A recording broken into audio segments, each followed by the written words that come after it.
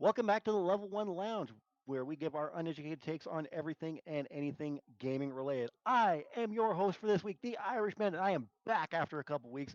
I had to take a couple weeks off for personal reasons, but I am back, and it is good to be back. And thanks, gentlemen, for holding the fort down the last couple weeks when I was away. So much No appreciated. problem. And if you hear something funny with my voice, I'm dealing with a cold right now, but I'm going to power through like the trooper that I am. So, as always, I have my two awesome co-hosts with me, Rider Pride 639 and Agent Maverick 86. How you doing, gents? Pretty good. Great. Good to Looking hear. forward to talking some news today. Yeah, like every week. This is Yeah. actually the first show back that we're pre-recording and not live on, so it might be a little Yeah. rusty. Well, we'll be back at doing a live reaction by the sounds of things August 20th. So we should make sure that we get that out once we get more details. Gamescom's right around the corner. So Absolutely. And make sure you subscribe with the notification bell on so you don't miss that episode. Yes, from what I heard from the time we were off, we're at 50 subscribers now. So that is great news. Love to see that growing. So don't forget, hit the subscribe button if you like what you see. So we've got a and lot also of news. thank you very much to everybody that has liked and subscribed so far. So we really Absolutely. appreciate you guys tuning in and listening to our uneducated ramblings for games. So we got a lot of news to get down to, but we're going to start off with our opening, whatever you want to call it, opening bit. A couple weeks ago, Watch Mojo put out their top 10 list of the top 10 games so far in 2024. I'm just going to blaze through this top 10 list, and then we'll get to my question for the week for the panel of distinguished guests. So just quickly, at number 10, they had Paper Mario: Thousand Year Door. Number 9, Prince of Persia: The Lost Crown. Number 8, Unicorn Overlord. Number 7, Like a Dragon: Infinite Wealth. Number 6, Tekken 8. Number 5 is a game I'd never heard of until this list, that being Animal Well. At number 4, a game I know that Rider Pride is very fond of, Balatro. Coming in at number 3 is a personal favorite of the Level 1 Lounge crew, that being Helldivers 2. Number 2 was Persona 3 Reloaded, and I don't think it's any surprise what number 1 was, Final Fantasy VII Rebirth. So that leads me to my question for this week. What has been your 3 favorite games so far in 2024? Rider Pride, we're going to start with you. Well, obviously, with number one, I'm totally on board with that. Final Fantasy VII Rebirth, absolutely amazing game. For numbers 2 and 3, I've been having a hard time racking my brain over what's come out this year, what's been available, things like that. But I do definitely have to go with Helldivers. We've played a lot of it. We've made a lot of really, really good, hilarious memories over it. And then as for the third one, man, I wish I could pick a game that hasn't come out yet, because there's going to be a few coming out later on this year. But I'm going to stick to the ones that have been released so far. And just as you mentioned, it was on the list there, Balatro. Absolutely amazing. Balatro is an amazing roguelike game, especially if you're a big fan of poker like myself. It's super fun. It's so addicting. You could easily drop 2, 3, 4 hours into this game without even realizing it. Just to try and get through all the various types of ways that you can actually play the game, collecting all the different jokers, and just basically just trying to achieve the highest score possible. So, so Rebirth, Helldivers 2, Balatro, those are my top 3. Agent Maverick, what about you? So, to be honest, for some reason, I completely spaced out on Helldivers 2. I guess like 90% of the players stopped playing it, but I mean, I'm really looking forward to getting back into that one with you, gentlemen. You're the one who's in the chat. We diving tonight? We diving this week? Yeah, I know the worst one for it. But so there's another game that I'd like to actually give a little bit of love to that came out earlier in the year that I couldn't get enough of until everyone's number one favorite came out, which is Banishers. I really enjoyed the game. It kind of had a bit of a Souls-like feel, kind of more of a God of War style combat. But I had a blast with it. The different endings are very intriguing. I still haven't seen one of the endings, I do want to get back into that one and actually complete that one and try to 100% that one for Xbox. Number 2 pick is gotta be Stellar Blade. I have spent way too much time on that one. That was my first and only platinum so far this year. The gameplay was phenomenal. It's the one thing that really keeps me coming back. The story, it's there. It's present. It's not great, but the gameplay is where that game really shines. Again, another one that had multiple different endings, and in order to platinum that, you actually had to see the 3 different endings that the game had. I have been playing that one again to kind of get into New Game Plus and get a few things going there. But the shocker for me as well was Final Fantasy VII Rebirth. That game absolutely deserves its flowers right now. For the halfway point. I see what of you the did year. there. Yeah.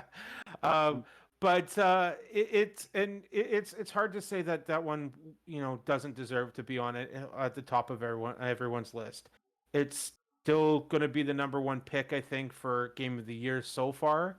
I would be surprised if that one did not take it. So it's still lots coming out, but that's what I think we're all kind of anticipating at this point. I think so too. But the year is not over yet, and we still have a lot more releases too. Like Assassin's Creed Shadows is coming out this year. So That one won't get a nomination. I think that was coming out a little too late to get a nomination. I think it lands just on the cusp of being nominated, but I'm going to flat out say it, and I'm sure Monster will be agreeing with me. At this point, Assassin's Creed games don't deserve to be on that list. And it's not that I don't enjoy those games and that I'm not going to be buying every single one of them and don't enjoy them, but the formula is starting to get a little tiresome. And I think that's part of the problem that has. But we'll talk about that a little bit later too. yes. As for me, I've only played one new game this year, and that being Helldivers 2. So I got to give my pick. If I would have played Final Fantasy VII Rebirth, absolutely that would have been my pick. But I got to go with Helldivers 2. But I've seen Ryder play it, and I've seen a lot of other people play Final Fantasy VII Rebirth, and what I saw, I absolutely loved. So I'm counting down the days until it's finally on PC. Yeah, yeah. Yeah. Hopefully soon. It's probably won't be before the end of this year, but we're maybe looking at 2025. I don't know. But I guess we'll just have. Well, Sony's been hinting at a showcase, and we'll talk about that too. I would be surprised if there wasn't something that announces Final Fantasy VII Rebirth on PC before the end of the year. I'm gonna say I'm gonna put a prediction out there that we're gonna be looking at a holiday release for that game for PC. I wouldn't mind that one bit. That's my prediction at this point. Yeah, I can get behind that. So yeah, for me it's just Helldivers 2. I can't pick a 2 or 3. Like I said, Helldivers 2 was the only new game I played this year. So let's go with the rules that I had suggested. Actually, Chewy and I had always talked about our pick of Game of the Year. Mm-hmm. So when we talk Game of the Year for us, it's always been new to you. So it doesn't have to be a brand new game. So can you come up with 2 other ones that you've played that you have not touched? Can I come up with besides Helldivers 2?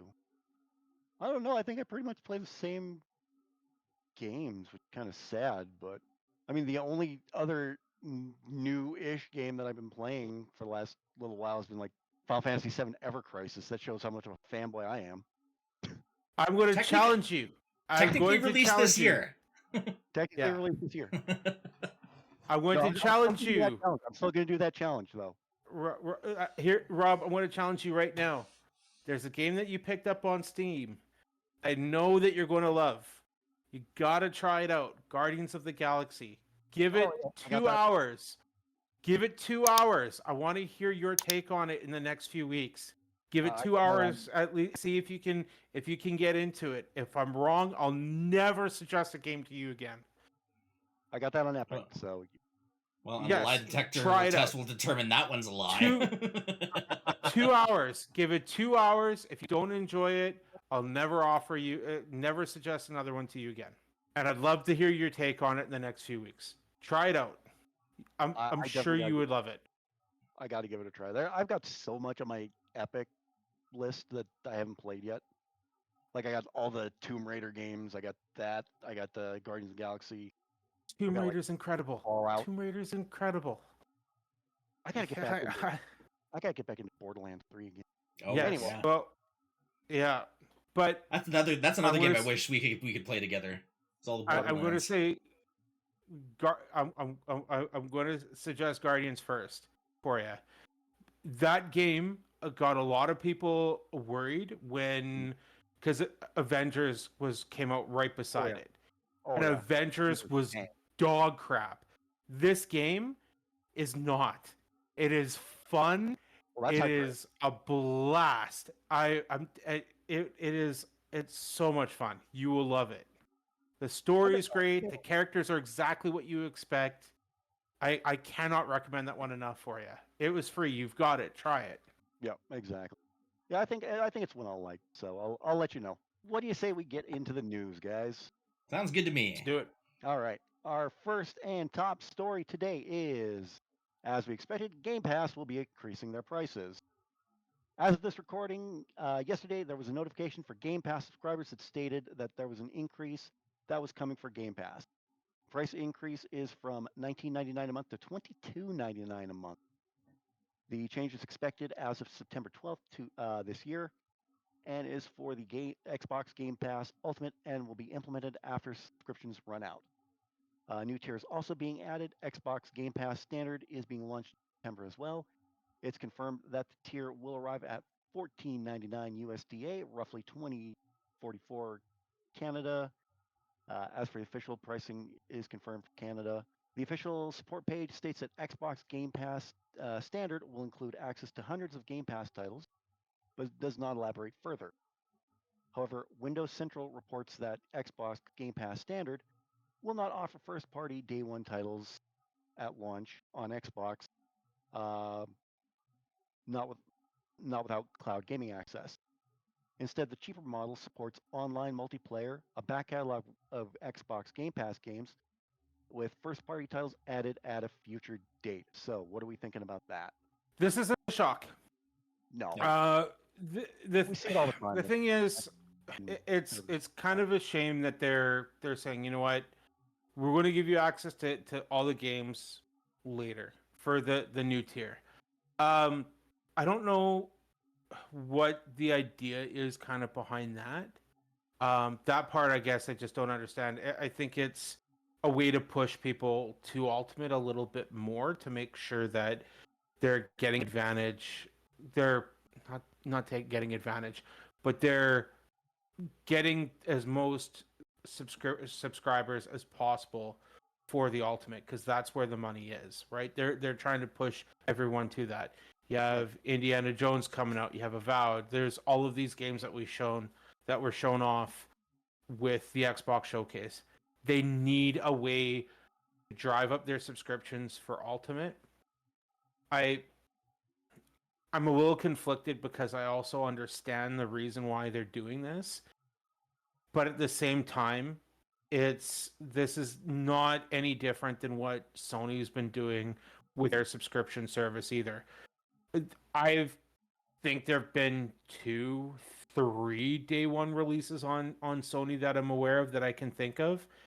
And Game Pass has made it a standard that all their first party games are released day one on Game Pass. So for them to come up with the subscription, I think it's them giving a cheaper option to bring more people in. But the other thing is too, for both of you gentlemen, I know that neither of you guys have Game Pass, but if you were to get it, the newer games is not something that you guys would be jumping into first anyways. You'd be wanting to play some of the backlog. So this gives a cheaper option for fans to come into Xbox and try out some of the older titles.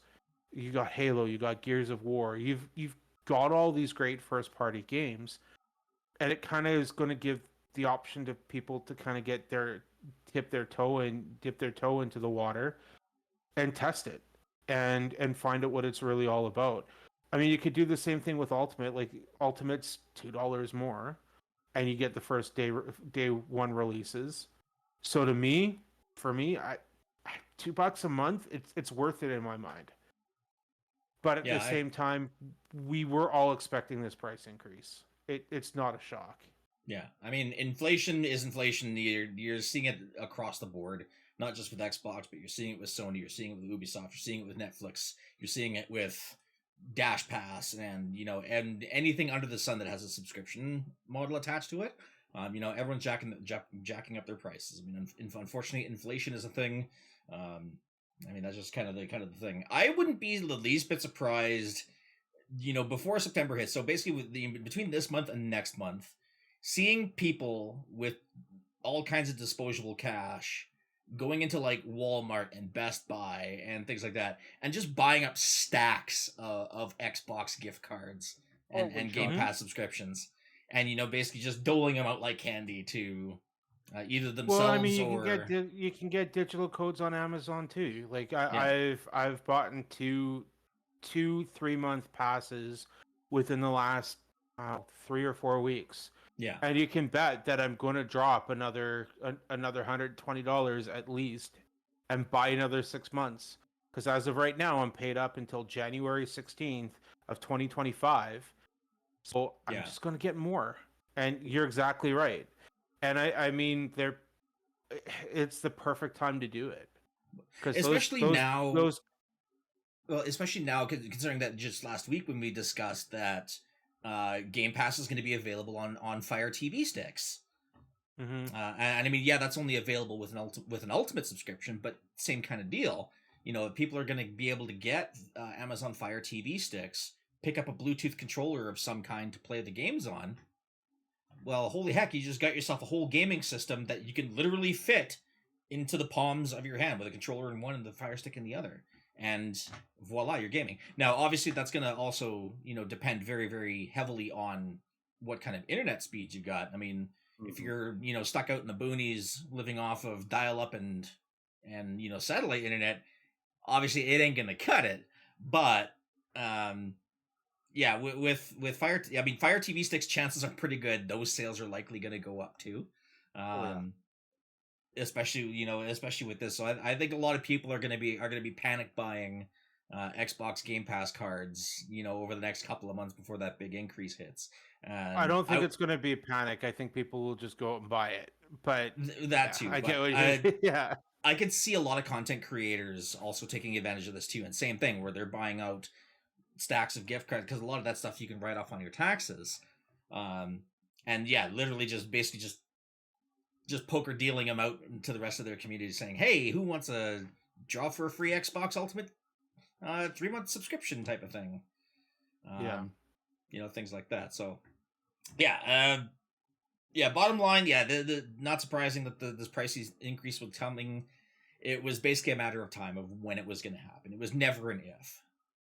Yeah, but I mean, maybe they'll start doing something like what Sony does, because I mean, when Sony has their subscriptions, they have deals on it. They have sales on it every so often, right? Like Black Friday, they discount it like 50%.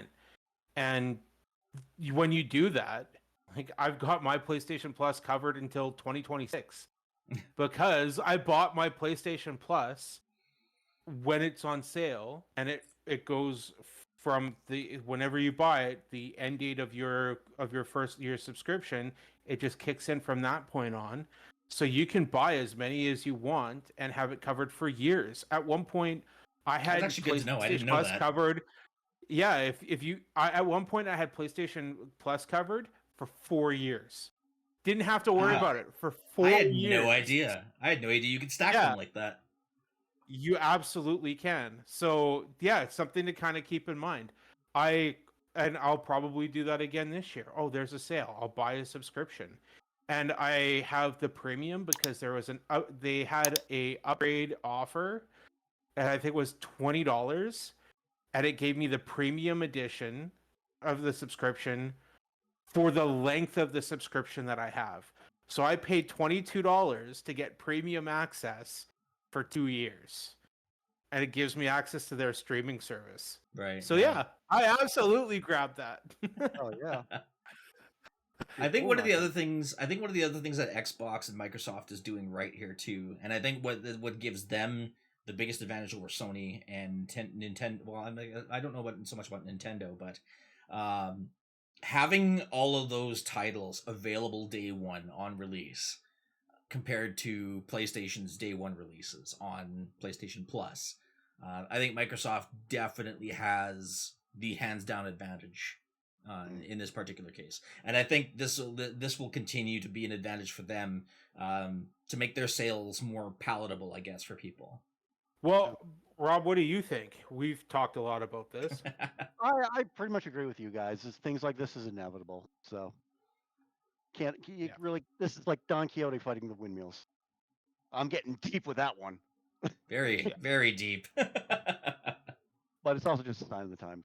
But I think we move on to our next news story, and this one, petition to cancel Assassin's Creed Shadows is blowing up.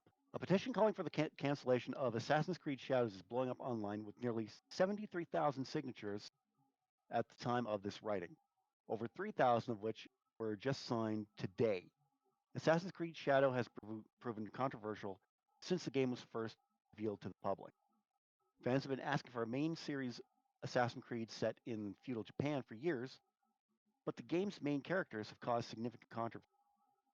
Assassin's Creed Shadows features two playable protagonists, female shinobi Noe, and African samurai yes, Yasuke. Yes.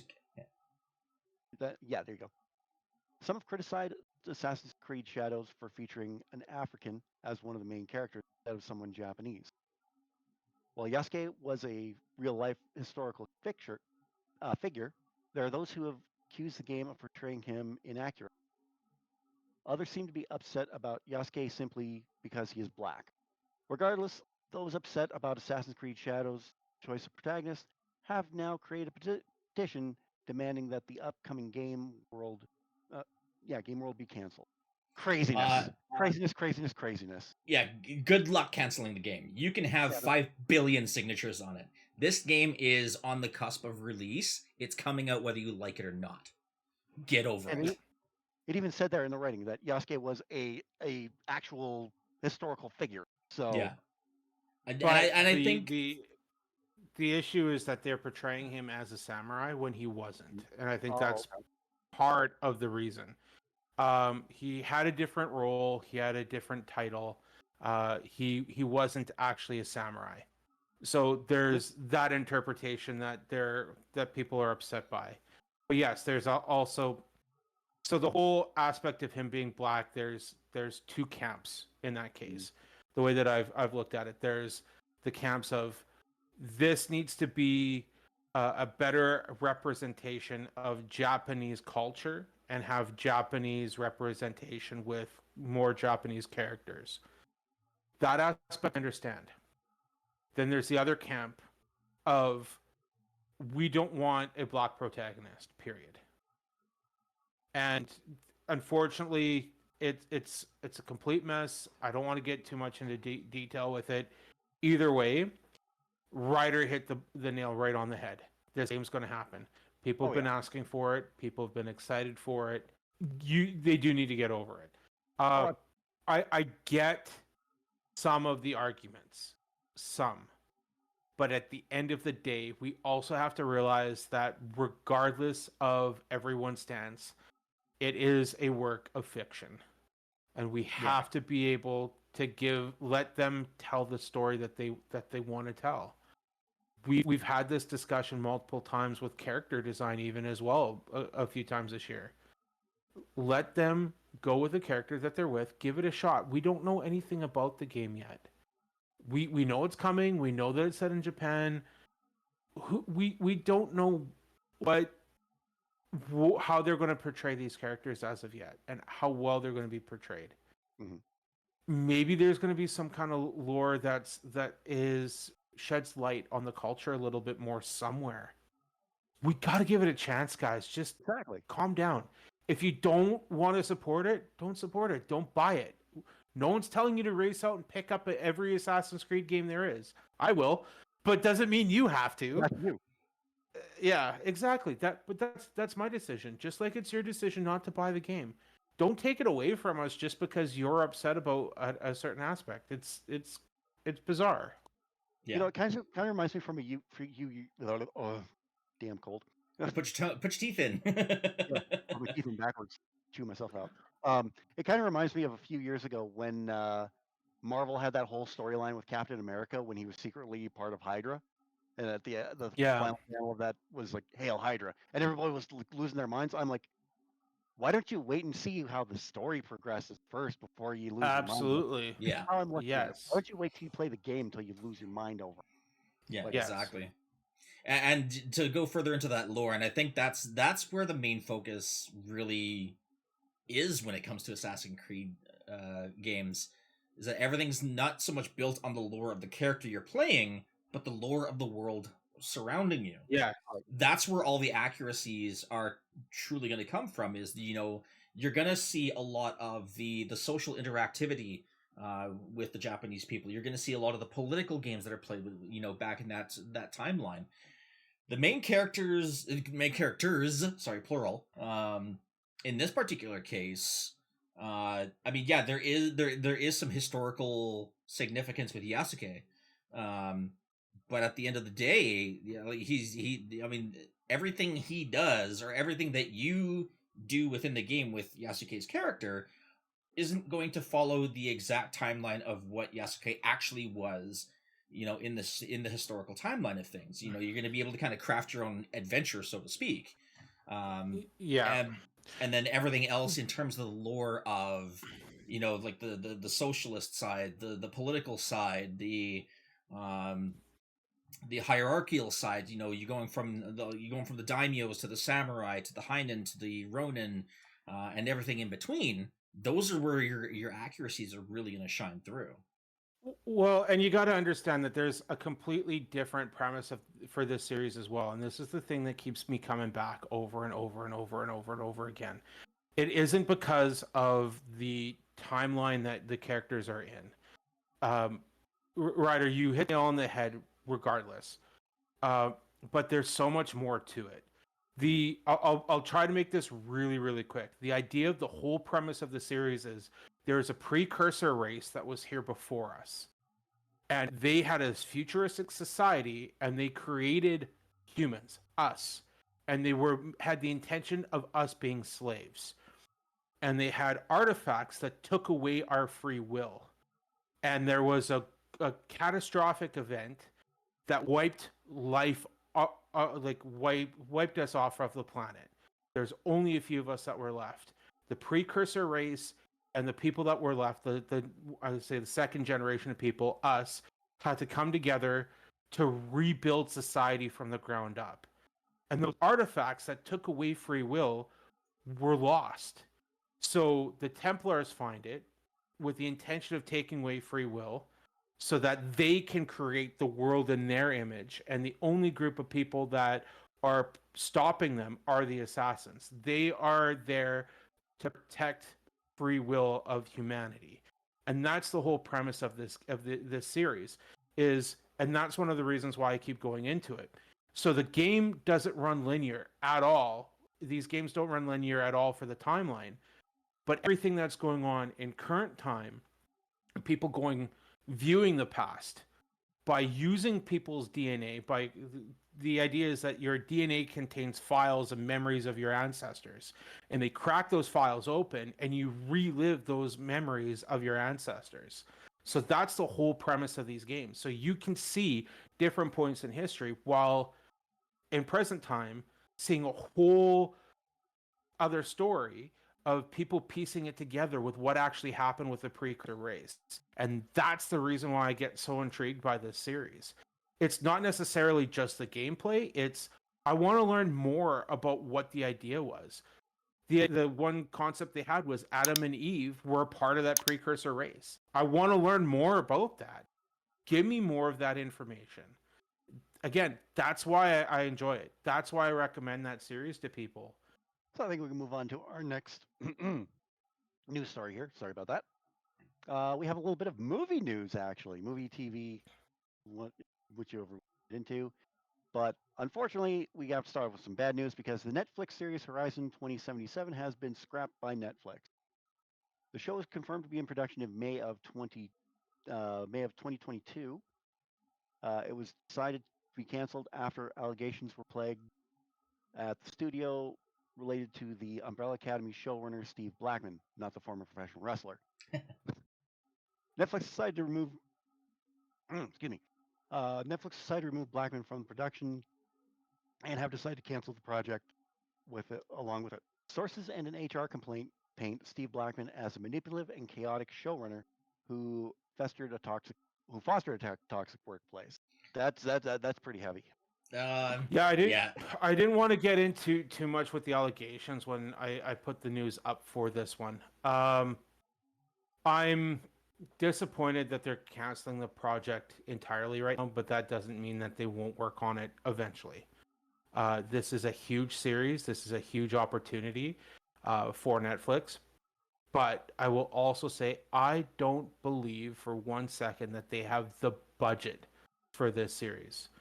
What I would like to see, and I don't know what your guys' thoughts of this would be, but I would like to see an animated series based off of the actual game. I could definitely see an animated series to work. Yes, that's what I'd like to see. I don't think a live action version of the events like in 2077 was the way to go. And I think the reason that they were doing it was a cheaper way of introducing the story. And that's my hot take on that. But the thing is, it's never great to be a part of those types of work environments. I'm very, very fortunate now to be where I am working now. I absolutely love my job. I love my customers that I work with. I love my team that I have. But the thing is, I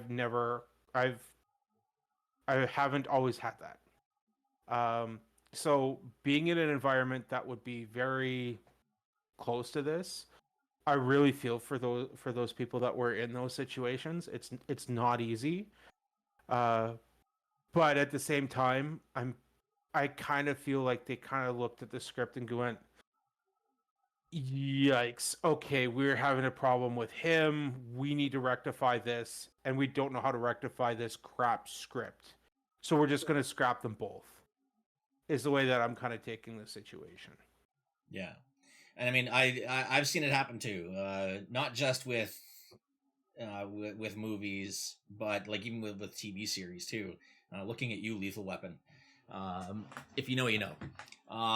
Yeah, same thing. Like my previous job. My previous job I wasn't entirely happy with just because I thought it was same kind of thing. There was some toxicity involved.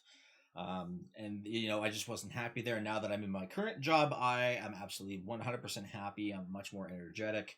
I love the people that I work with. They're a great group of people. So getting out of a manipulative and toxic work environment, regardless of whatever profession you may be, whether it be insurance, whether it be video games, movie production, anything like that.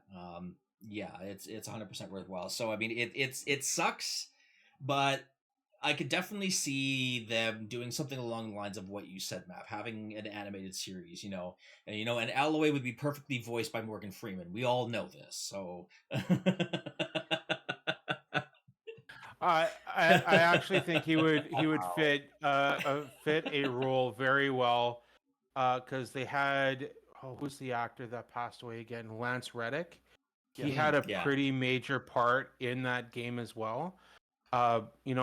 Maybe having him voice that role in an animated situation would be great. I could totally see Alloy's dad. I can't remember his name. Alloy's Ross. father. It was, he was adopted father, but Ross. Yeah. Ross. I could totally see him being voiced by someone like Gerard Butler, for example. That would be great. if you wanted to do an animated series. So hopefully they come back and make something of it. especially if it's been in production for the last 2 years, like 2 and a bit. So they obviously have some kind of assets already built for the for the show. No, I've been following this. They had a script. They haven't. 2 years they just to didn't get a start. script? They didn't get. They haven't done anything with the show. Lordy. It was been in development hell for the last 2 years. And again, that I think is one of the reasons why they scrapped it. Well, then I guess So- then good riddance then. Yeah. So and Wow. the whole premise of it is the creation of AI that destroyed the world was the idea behind it. And I think that's also a little too much on the nose with the society that we have right now. Actually, that's a good point. Yeah. So again, there's that aspect as well. But I would love to see their interpretation of Hades and and Gaia and the understanding of what happened there. But I'm also really worried about Netflix having that because I look at the Witcher series for an example. The Witcher series season 1, nothing like it. Phenomenal series, fantastic. Season 2, I'm still pissed off that they killed Eskel. What the actual hell? And it turns out that they have been making fun of the content behind closed doors. I'm wondering if that's what they were doing here as well, was making fun of the original story that they had created, that the developers had made. Yeah, it could be. And just ripping apart the original idea. And that's what I'm worried about with anything that Netflix touches that's anywhere close to content that's based off of books or games or anything. And I think video game movies and shows are a hot topic right now. They're fairly successful at this point. I think it was just them wanting to jump on that bandwagon. But I'm still waiting for Amazon to come up with some kind of information on God of War. And apropos of nothing, I really enjoyed the Netflix Castlevania series, but that's just me. In another bit of movie news, the movie no one asked for is in production. The movie in question is Watchdogs. It was confirmed following a tweet from Ubisoft that stated lights, camera, action.exe, Watchdogs movie. Hashtag Watchdogs movie, sorry. The movie was announced 11 years ago, and they have decided to finally start production. No details have been released, and it is unknown if it will be a new story or if it will follow the original game story with Aiden Pierce. I know, Maverick, you've got a lot to say about this one. Okay, hot take. I didn't mind the Watch Dogs 1. I know people are going to be upset with me about that with that one. I didn't hate it. I enjoyed it. If you like it, right on. I was excited for it since day one, since its conception. Aiden Pierce is such a big part in that series. I'm hoping that they follow him. I think it's his niece gets killed, and he's kind of going off and trying to find a way to avenge her and find the people that were involved with her accident. So if they go that route, I am game for that movie. And I think it could be good. But the Watch Dogs 2, I know a lot of people enjoyed. I couldn't get into it. I own it. I haven't been able to finish it because it was all about getting likes and follows in that whole game, and it just annoyed the hell out of me. And the Watch Dogs Legion, I know a lot of people have been having fun with it. I've heard stories of people going out and basically creating the Golden Girls version of their hackers group. They've taken over recruited a bunch of old ladies to be these hackers, and that's the characters that they're using. And they dress them up like the Golden Girls, and people have a blast with it because the Watch Dogs Legion, you could be anyone. So the idea behind that is great in theory, but I don't want to see the Golden Girls be hackers on big screen. Forget it. But Aiden Pierce, I would totally be game for his story to be on the big screen, and I would hope that they would build off of that story. the second character, it wouldn't be so bad, and I think it would resonate with a lot of people, with the generation that's there now with TikTok and Instagram and all that. I think it would resonate a lot. So that's probably the direction they'll end up going. But I would like to see Aiden, personally. Yeah. I mean, I've never played any of the Watchdog games, so I don't know whether or not the show would resonate with me either. But I think you're right. If they do make a show out of it, they'd have to go with that direction, right? Like, obviously, if you're gonna put a TV show, you're not gonna just like put just a bunch of random people, turn them into the Golden Girl Hacker Squad, and that's your TV series. Yeah. It just doesn't make sense. So. Yeah, no, I honestly though, I'd watch it. I do like I like espionage type movies. I was trying to remember the name of the one. Not Catch Me If You Can. What's the one with all the magicians in Vegas? Now You See Me. That one. Yeah. Loved that movie. I thought that movie was fantastic, and that's the kind of stuff that I want to see.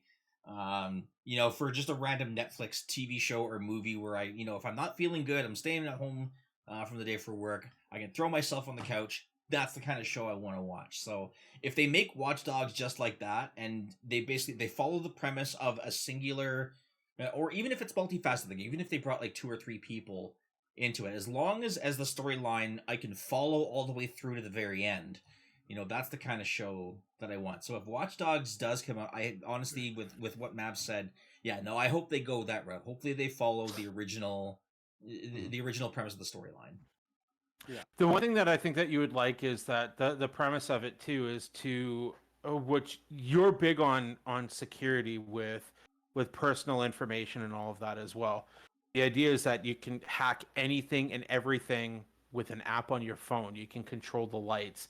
Like, you can turn all the lights green and have a bunch of car accidents because everybody's going through and creating havoc to get away from the cops. You can lift guardrails and all of that just with a push a button with your phone in this game, and it adds a whole new dynamic when it comes to this game. It's a blast for that part, but it's going to be interesting to see how it turns out. I don't know if this is the time to do it. 5-6 years ago, that would have been the time to release it. Now, I don't know. We'll have to wait and see what it's going to be all about. Yeah, exactly. But I just hope they don't repeat the mistake of Assassin's Creed with that movie, because that was a mess. Not a good time at the cinema, huh? No, we're not going to discuss it. There was no Assassin's Creed movie. Well, I haven't seen it, so you don't have to worry about that one. Yeah. On to the next news story. Is the PS4 on its way out?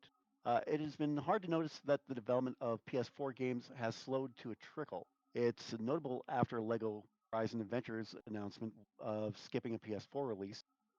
Fans have noticed this and are upset the game is slated for a Switch release and no PS4 appearance. That begs the question, is the PS4 on its last legs? I would imagine yes. It would have to be. It's just like any other technology that gets outdated. Eventually they're going to sunset the PS4 for good. Nothing else is going to get released on it. And it's basically a way to push people towards the new technology. Xbox does it. Nintendo's going to do it when Switch 2 comes out. PlayStation's no different. PC parts are almost the same way, although they have a lot more of an expandable leeway on it. But when it comes to the PS4, yeah, you're not going to see any more games. In today's economy, it sucks to have to say this, but get off your duff and go get a PS5. Like, what are you waiting for? The problem is that there's such a huge fan base that I've continued to hear, my PlayStation 4 works fine. Why the hell would I go and buy a PlayStation 5? For this reason. Yes. Exactly. No, I don't disagree. And we all knew this was coming. And Sony came out and said, 2025, we're done. That's it. We're not making any more games for the PlayStation 4. End of story. It's not happening. But when you have something like what I think the number was 70% of the fan base of Call of Duty is still playing on PlayStation 4. Wow. They're going to make sure that there are certain games that are still released. But at this point, yes, It's time to move forward. Oh, New yeah. technologies here. I'm tired of calling PlayStation 5 next gen. It's current gen. Guess what? PlayStation 4 is last gen. Let's move on. Yeah.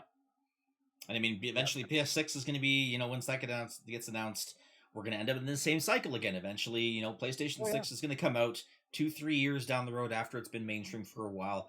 PlayStation 5 is going to have to reach a sunset point where the hardware is just no longer supported. You can't get the hardware, like the replacement chipsets, motherboards, graphics cards, what have you. And yeah, eventually it's going to come to a point where games are going to stop releasing for the PS5. Get off your duff, go get a PlayStation 6. Well, my PlayStation 5 works just fine. Why do I need a PlayStation 6? This frickin' reason. Yeah. No, I couldn't have said it better. And I still would argue, though, too, in some cases, and I know that development has kind of changed a little bit, and they're accounting for it a little bit more, but for the longest time, even I was arguing that the Xbox Series S was holding back the generation a little bit as well. I think developers have finally found a way to make that work a little bit more. But at this point, it's the same thing. PlayStation 4, it's a dying technology. It's time to move on. You want to play current games, get a current system. End of story. Or get a piece. PC Master Race. Okay. I am not against PC. I'm going to make a disclaimer. I am a console gamer for one reason. I do not like the idea of spending money on upgrading my equipment. That's the only reason why I have not jumped over to PC. Yeah, I guess that's fair. But you do it to the console, though. The thing is, when I get the console, I get a game. I plug the game in. I know that it's going to meet the specifications that I need, that I want for the game I'm playing. I don't need to go, this is not running the way I want. I need a new video card. I mean, the same can be said for, the exact reason that we're talking about here when it comes to console games. I have my PlayStation 4. I buy a game. All of a sudden, wait, this game's only on PlayStation 5. Look, why can't I play this on my PS4? The way that things are going at this point, I'm going to eventually make the leap over to PC. It's not a question of if, it's a question of when. But as of right now, I'm enjoying my console games. I will stay with console. I'm happy with console. I'm happy with both of them sitting in my my living room right now. PlayStation Plus knocks it out of the park. Game Pass is killing it. I'm very, very excited for the future with console gaming. Anyway, back to the news. New Witcher multiplayer spin-off detail leaks online. CD Projekt originally confirmed the upcoming spin-off existence in October of 2022, internally codenamed Project Cyrus. The game's scope has already been redrawn once in order to focus on multiplayer aspects and cut costs. Following that move, the Witcher multiplayer spin-off remaining works at Molasses Flood, Yeah. a Boston-based developer that CD Projekt acquired in late 2021 for an undisclosed sum. The Witcher multiplayer spin-off, Project Sirius, will seemingly feature a character class system as suggested by the newly spotted job ad. The listing also reinforces past indicators that Project Sirius will offer both PvP and PvE gameplay, in addition to mentioning bosses. Yeah, mentioning bosses, yeah. Project Sirius is presently in works at CD Projekt's subsidiary, the Molasses Flood, but isn't expected to hit the market for at least several more years. So what are we thinking about that one? I don't have much of a dog in this fight, so Gimme! I played the first one for a little bit. Never really got into it. Combat's terrible. Move on. Next article, please. I have something to say. I named my freaking dog Cirilla, for Christ's sake. I am very excited for this because think of it as Harry Potter almost. You have your different classes, but in this case, there are different Witcher schools. You have the House of the Bear, House of the Wolf. There's all of these different regions and schools that you can create your Witcher for. And I'm very excited to see which direction this goes. Lots of different schools that you can relate to, that you can create your characters for. This is a fantastic move. And for it to be PvE, of course, I'm very excited for. PvP, I've never been a huge fan of, but I'm very excited to see what this does. And if anything, CD Projekt Red has a reputation of releasing games, unfortunately, broken. Very. But then they patch and they make it amazing and worth picking up. Witcher 3, yeah, Cyberpunk is big for that. You're absolutely right. Witcher 3 had those problems too. And I mean, there's still going to be there were still pictures of Roach climbing on top of a house.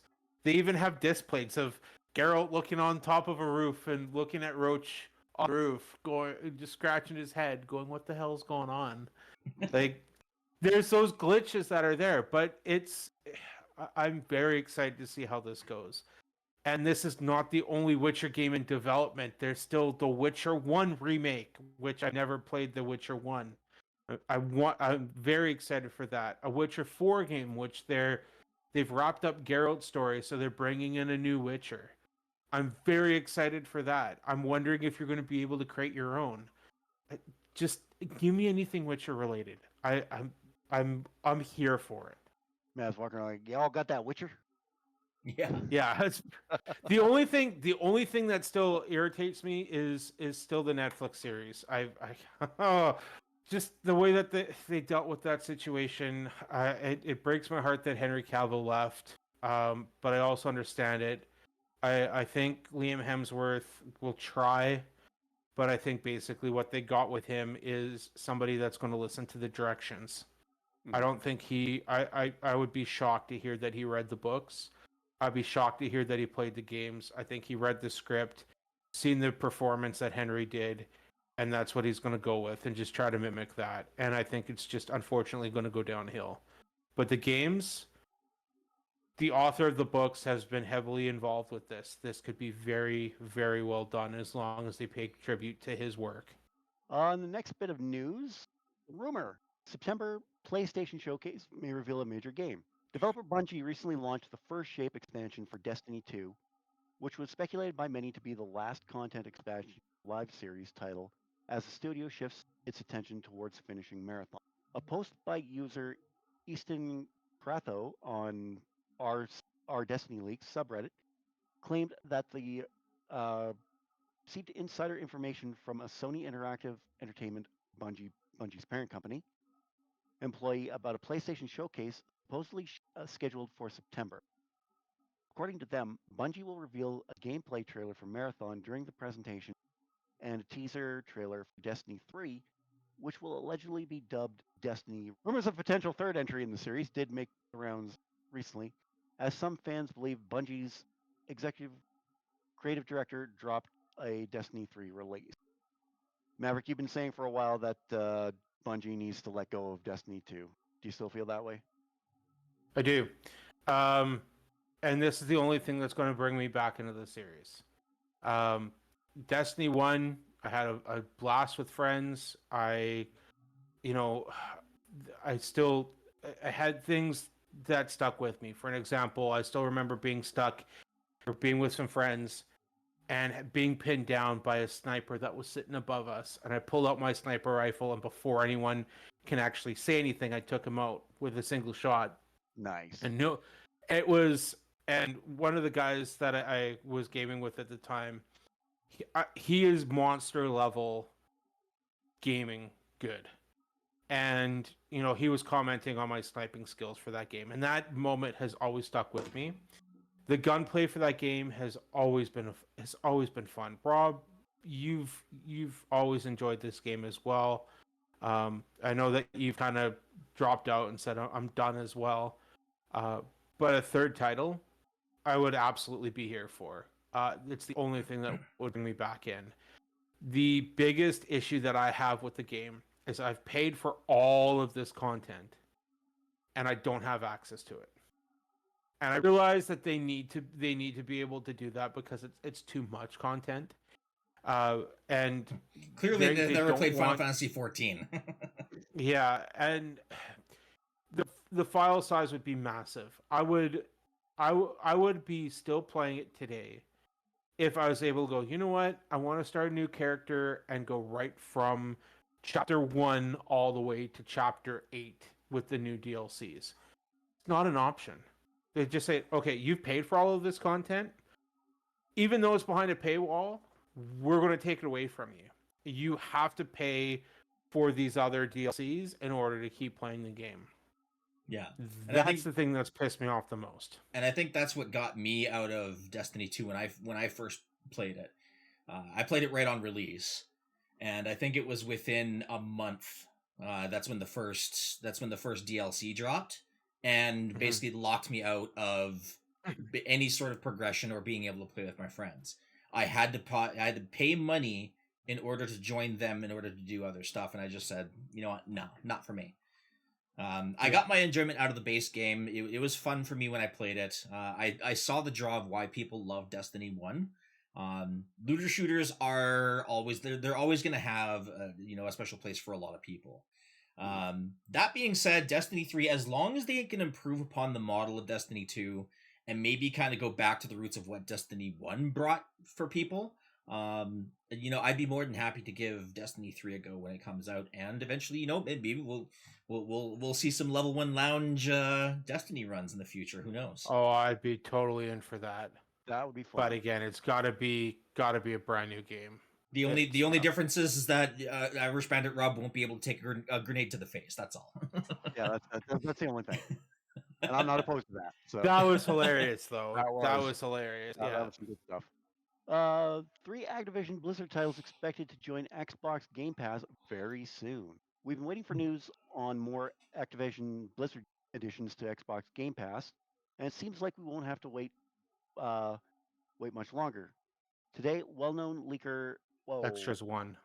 Extras 1, thank you, Yeah. has revealed 3 titles that are heading to PlayStation Xbox Game Pass. Xbox Game Pass. Why did I say PlayStation? I don't know.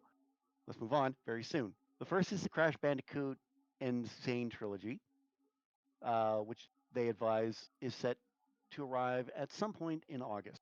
Additionally, the Spyro Regenerated Trilogy and Tony Hawk's Pro Skater 1 and 2 are on the way, but possibly not in the same month. About time. Honestly. Yeah. All I can say, about time.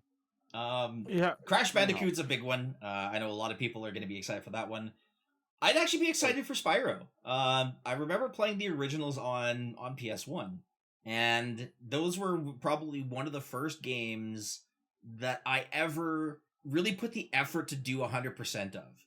When they basically gave you all like the booklet, and it showed you, okay, you have this much percentage on each level. I'm like, I want to see if I can get 100% on those. And that was probably one of the first ever Sony PlayStation Platinum games that I ever achieved, was Spyro. Actually, Platinum Spyro 2 years ago with the Reignited Trilogy. Spyro 1. Haven't completed 2 or 3 yet. But that is another game on my long list of backlog. But yeah, no, it's bad. Right now, I'm back to working on Red Dead, but we'll discuss that another time, though. But this is going to be a great addition to Game Pass, and I know that this is one character that a lot of Sony fans are going to be upset that they're going to be missing going forward. And I really feel that Sony dropped the ball on letting that slip to Activision rather than trying to keep it with Naughty Dog.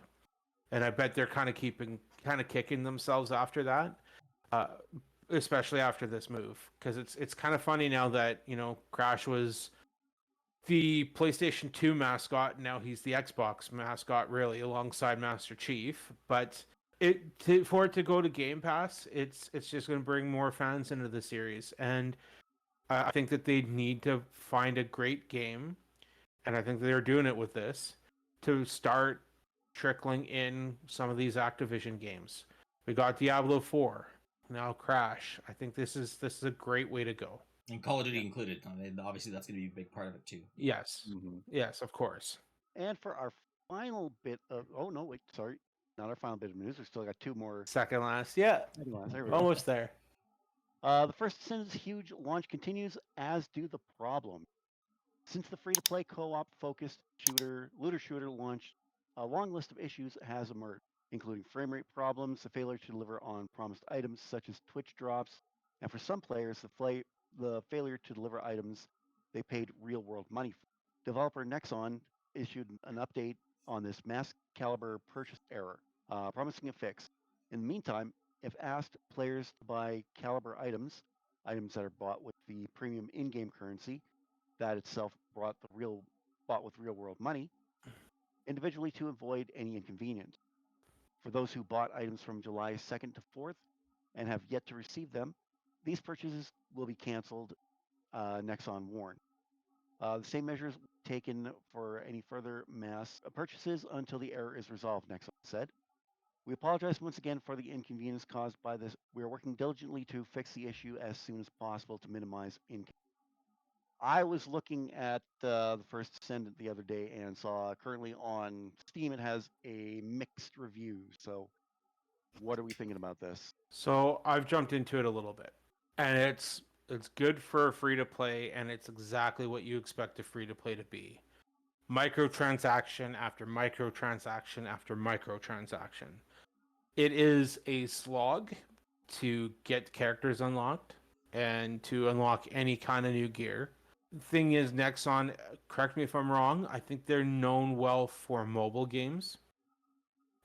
So that unfortunately, I feel that this is kind of a mobile game that has been ported over to PC and over to console. Now, I'm not saying that all mobile games are bad, but this whole gotcha situation and games just need to go away. You want people to be spending money on your game and buying certain transactions or certain gear or characters. Mhm. You need to do it in a better way instead of always in your face. And they did apologize, but they made it so you have to pay for the items that they're using to apologize with. So like, oh, we're going to give you this as an apology, but please pay $5 for it. Yeah. That's And kind of unfortunately, this is kind of Nexon's MO. I've played a lot of their free to play games in the past. One of which actually I really enjoy. It was called Vindictus. A fantastic hack and slash beat 'em up type of game. But again, they really lock you behind a lot of paywall stuff. And now I haven't seen First Descendant myself. I was gonna give it a look, but I was the same thing as what Irish Bandit Rob just said. I was looking at the reviews and kind of seeing what people are having to deal with, and I kind of got turned off. I'm like, you know what? I could spend my time better elsewhere. It's All I'm going to say is it's free. Yeah, well, there's a worth lot of free trying. games out there. There's a lot of free games that are out there, but it's up to me whether or not if it's worth my time. And based on what I saw, I don't think this one is. Nexon also has a very, very bad record of pay to win, where you can play the game the way you want to up to a certain point, and Nexon has dangled carrots, and Vindictus is a really, really good example of this. They've dangled large carrots from going, look, you can make this a lot easier if you pay the $20 for this specific item or this specific package. And you can win the game a lot faster that way. So I mean, yeah, this is not surprising coming from Nexon given their track record. They do make pretty good games though, which is kind of funny. Like I said, the Vindictus base game was pretty good. It was a lot of fun. The story was actually very, very easy to follow, and it was actually interesting, and the characters themselves were great too.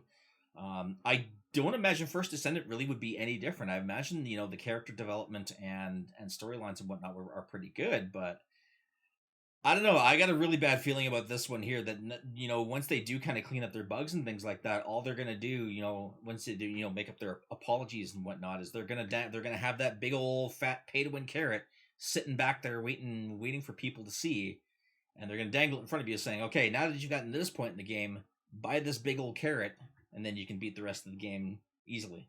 Yeah, and that's kind of the way that it is feeling when I was playing it. But the gunplay is a lot of fun. It's another game that I can, crank up my tunes, jump in, and start shooting stuff.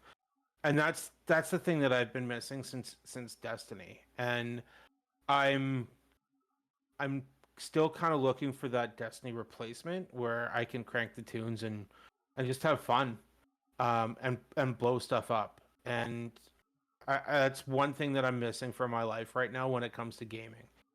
And I'm still waiting for it. This isn't it. I thought Anthem was going to be it. I thought, Division 2 was it for a little while.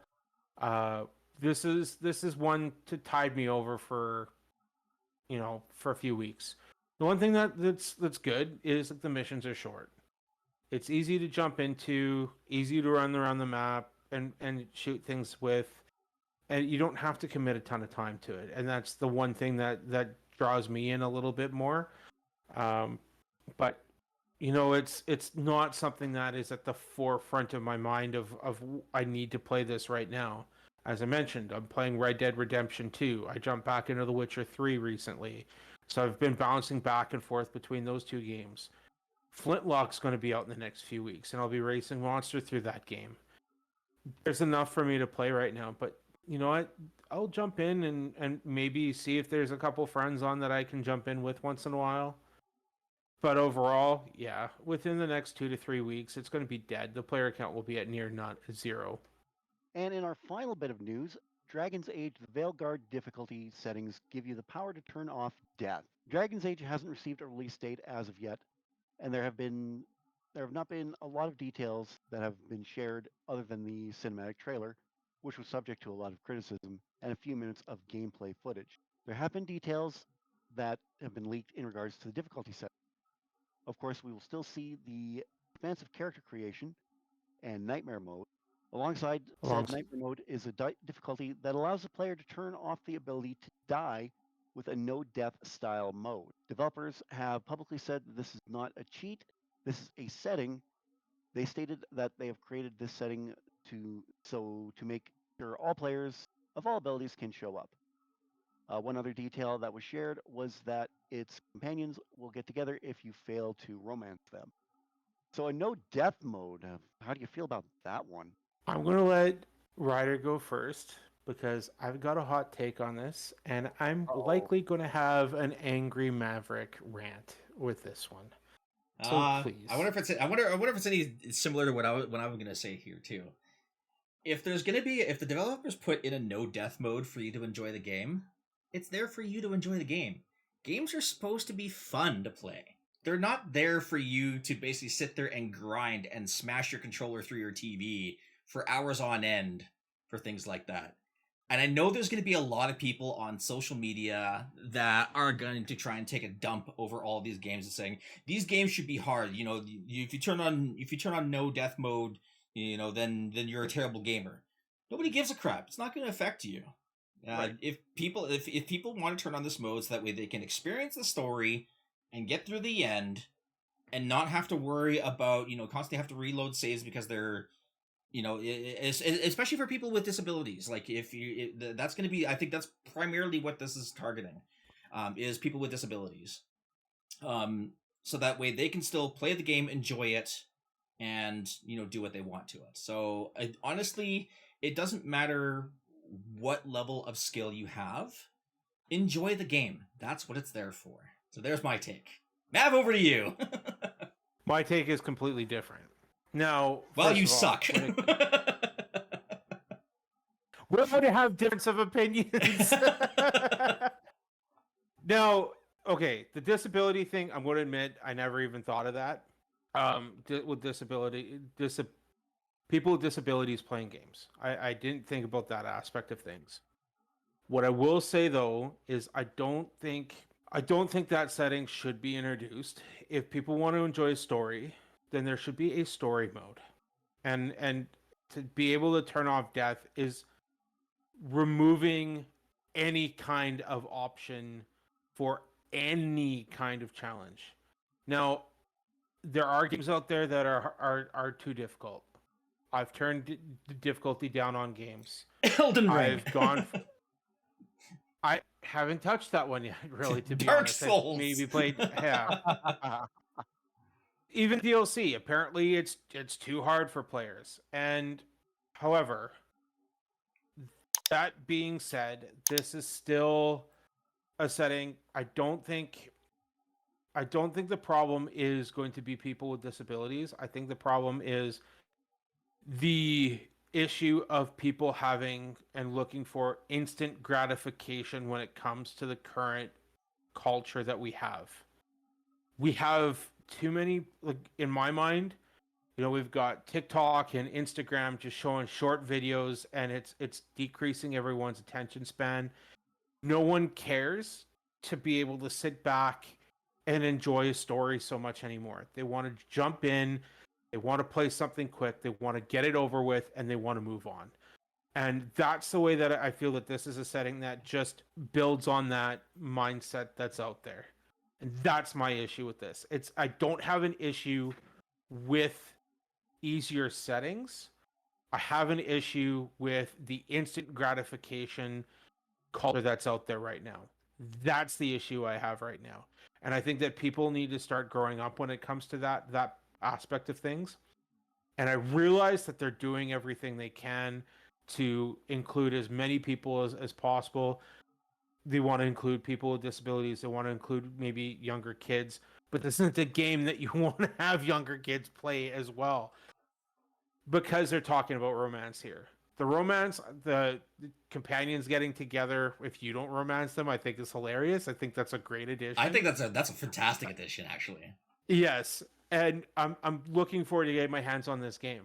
But I do feel that no death is a cheat, and it's just perpetuating the issue that's out there as a society right now, and that's part of the society drives me absolutely crazy, because it's that reason why games like Fortnite, or Fork Knife as I like to call it, it's a joke, thrives as much as it does. I cannot stand the massive games and battle royale games, and it's because it's pandering to this culture, and this is just perpetuating it in gaming even more. And that's my issue with this.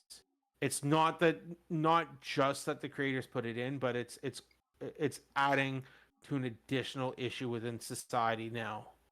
That's my problem. I will disagree with you on that one for this particular reason only. No death doesn't make the story any quicker. It doesn't make your character companionships or your character romances any quicker. You still have to make your choices within the game. You still have to go around and loot. You still have to... Well, actually, technically speaking, I guess the looting isn't quite as impactful if there's no death. But you're going to be smashing your face against that boss for an extra hour and a half because you're not doing quite enough damage. I don't think it panders to the instant gratification in this particular case, because the only thing you're removing is the need to have to reload if you mess up. That's really the only thing that you're removing in this particular case. Now, that being said, I do agree with you in that, yeah, the instant gratification crowd is getting out of control in some aspects. But I don't think adding a no death mode, because I as far as I know, this is the only game that has it built into the game as a developer added feature, as opposed to a cheat code. Like, for example, like if we go back to like the old Doom, where you type in a code and you get God mode. Now, obviously, the devs put it in there for a reason, but they don't tell you about it. It's hidden. You don't know about this particular code unless you go digging for it. Whereas in Dragon Quest, wrong game. In Dragon Age, having the no death mode is literally there in front of you for you to choose if you wish. And like I said, I know there's gonna be social media wars over it for people that just say, you know what, I just want to enjoy the story. I want to experience the story without having to, go through fights and having to worry about, is my gear the best? Are my skills optimized and whatnot? Is this boss going to constantly kill me 5, 6, 7, 8, 9, 10 times, and I'm constantly having to reload and go back through it again? Forcing me to play the game in a way that I didn't want to in the first place. So, yeah, there's so many different ways that we can think about this. But that's really about it. Like that's really about it when it comes to. I disagree with you for that point. That's really about as far as it goes, though. So I mean, I'm not saying, oh, you're wrong. You have to take it back. Blah blah blah. I'm gonna No, of cancel you on course. socials. um, Of course. yeah. No, that's just my take on it. I like I said, I think they added it for a reason. I think they added it more for the casual crowd, and like I said, and the people who do have disabilities who aren't able to be able to input 3, 4, 5, 6, 7 key presses within the span of a second to pull off some massive combo against a big boss. Or for the younger crowd. I mean, yeah, there's going to be character romances in the game. It's probably going to be like PG-13 type romances. There's going to be some suggestive stuff in there. I don't think they're going to go like the full way of Cyberpunk. A camera pandering to the drapes. Yeah, exactly. That's pretty much the extent of it. So I mean, there is going to be a younger crowd that gets into it, and they're not going to be like like the basically what we call the Fortnite sweats. Where they're literally building 70-foot towers in the span of 3 seconds because all you hear is that sort of thing. But yeah, that's my take on it. Rob, you got to put in your take here on this one. What do you think? All I'm gonna say is, if there was a no death mode in Super Mario Brothers, the original, I would have beaten this game. Oh, always land on the high note there, Yeah. Rob. That's one thing I appreciate about you. This is kind of hard one for me to kind of give my opinion on because I can see both your sides to it. Honestly, I'd have to lean a little more towards Ryder's side on this one. Like, not that you didn't put any good points up there, Maverick, but if you just want to enjoy the story, you have that. As I said, I option. get that aspect a little bit more, but I worry that it's just perpetuating an existing issue. And but I also have to admit, one game, like that, one more game, isn't going to push that narrative one direction or the other either. If we start seeing it in like Call of Duty, then we may have a problem. Yeah. Oh, absolutely. So it's not like I'm high up on my soapbox when it comes to this one. It's just a thing. Yeah. And I'm annoyed by society norms right now is my issue. I'm more like the old man yelling, get off my lawn, you dumb kids. Old man yells it so loud. Yeah. Yeah, exactly.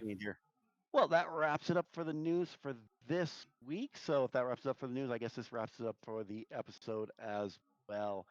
If you haven't already, be sure to drop a like on this episode and give us a subscribe. We're at 50 subscribers now, so let's keep going. Let's keep pushing. All of our social medias will be down in the description below. You can catch me on YouTube. I am back to uploading videos after 2 weeks off. So you can catch that over my YouTube channel. Ryder, where can we catch you? You can still catch me over on Twitch. I'm going through some more Dragon Quest 11 gameplay, getting geared up and getting prepared for the Dragon Quest 3 2D HD remaster coming out later this year. I know that was one you were really excited to see. And Maverick, where can we catch you? Well, I am going to be putting up some movie news or reviews here in the next few weeks, so they can find me on the new Geek Corner. We've got, as I've mentioned before, I've got a review coming up here in a little bit better than a week's time for the movie Twisters. That's coming out here next week.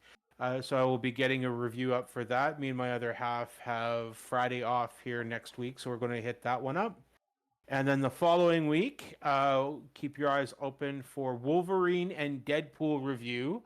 Ryder and his other half, or my sister, will be coming down. So we're going to be looking at hitting that movie up. So I'm excited to get that review up. Right now my streaming is still at a pause. We had a family event that happened today that's going to make things a little bit difficult as well. I'm still puppy training, so there's a lot that's kind of going on. I will definitely keep you guys posted if anything comes up or if anything changes on the new Geek Corner. But in the meantime, I will be continuing to try to get more movie news out, a couple more reviews. I will likely try to get a review up First Descendant. It's not going to be great here later this week. But other than that, yeah, I've just been plugging away a little bit with my backlog. so there hasn't been any streaming going on. So I guess with that, we can power down the system and put the controllers away. I want to thank you again, gentlemen, for joining me this weekend, and we will have more news for you next week. Until then, I'm the Irish Bandit. He is Rider Pride 639. He is Adrian Maverick, and we will catch you in the